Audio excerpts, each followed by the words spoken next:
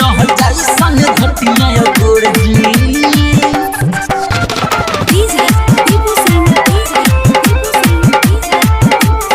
रह जाई संग घटिया गोर जी। Mix by Sneha recording studio जामो चांदपुला।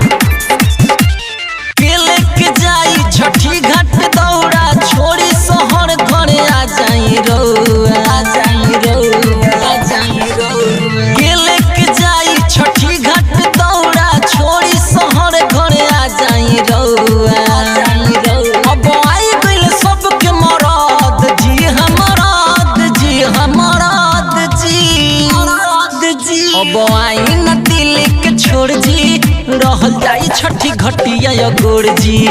अब आई न दिल के छोड़ जी रहल जाई संग घटिया गोर जी। के करा से नारियल मुआ मंगाई कहवा से कलश पतियरी ले आई दियरी ले आई। के करा से नारियल मुआ मंगाई कहवा से कलश पतियरिया ले आई। पानी न पढ़ल कि हमारा बुझाई हमारा से तना न भला कि नहीं। घरे आई बिल सब कमरद जी हमरद जी हमरद जी। अब आई न दिल के छोड़ जी रहल जाई छठी घटिया गोर जी। अब आई न दिल के छोड़ जी रहल जाई छठी घटिया गोर जी।